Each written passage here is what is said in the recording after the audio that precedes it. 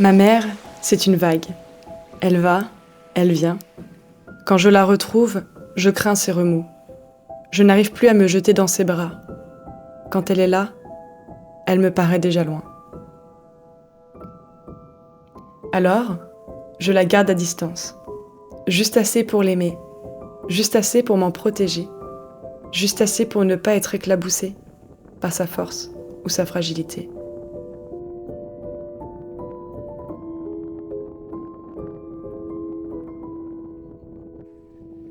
Sur son imprévisibilité, j'ai appris à surfer. Et quand je perds l'équilibre, je me souviens. Elle sait transformer le désordre en mouvement. Les mauvais jours en beau temps. Elle m'a montré que je peux rire de mes pleurs et rire à en pleurer. Ma mère, c'est ma guerrière. Derrière son bouclier, je me sentais protégée. Elle a fait de mes impasses un océan de possibles. Seule à croire en moi, elle a été la boussole. Elle a été le repère dont j'avais besoin. Elle n'était pas féministe, ma mère.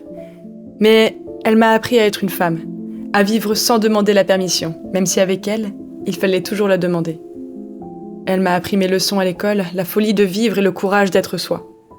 Elle m'a montré ce que c'était que d'être forte. Et elle était forte, ma mère, très forte. Je la croyais invincible. À travers mes yeux d'enfant, elle ne fléchissait jamais. Alors, quand j'avais 10 ans, et que ses larmes ont coulé dans ma nuque, j'ai cru que c'était à mon tour de la protéger. Être sa fille, c'est parfois lutter contre ses tempêtes, mais c'est aussi apprendre à naviguer avec elle. C'est lui faire comprendre qu'elle ne pourra jamais être l'amie qu'elle rêverait d'être pour moi.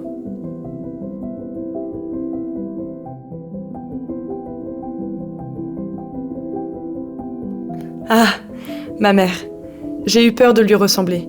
Plus je grandissais, plus je m'éloignais, car plus je grandissais, plus celle que je connaissais disparaissait. J'avais la sensation de la perdre dans sa propre perte.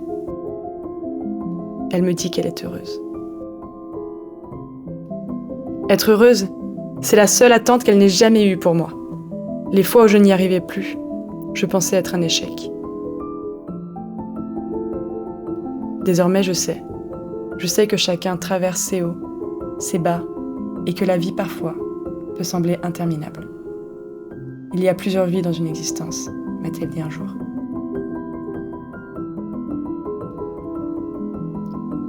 Elle a eu le courage de prendre le vent, de partir sans demander la permission, sans demander quoi que ce soit, d'ailleurs.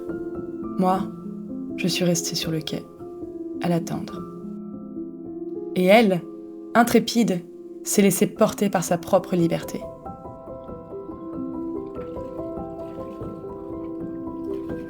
J'ai suivi ma propre voie, sans rien attendre et suivant seulement mon instinct, et sans me rendre compte que j'avançais dans son sillage, jusqu'à y trouver ma mère.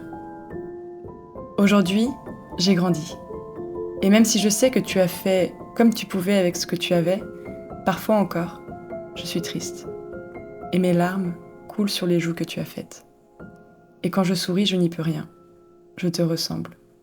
Mon rire, mes larmes, portent ta trace.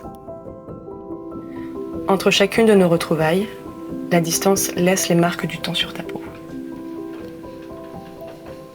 Alors, peut-être qu'après chaque éloignement, je ne fuis pas. J'essaie simplement de me préparer à l'absence.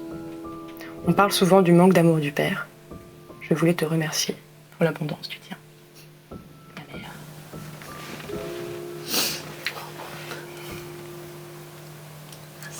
Merci.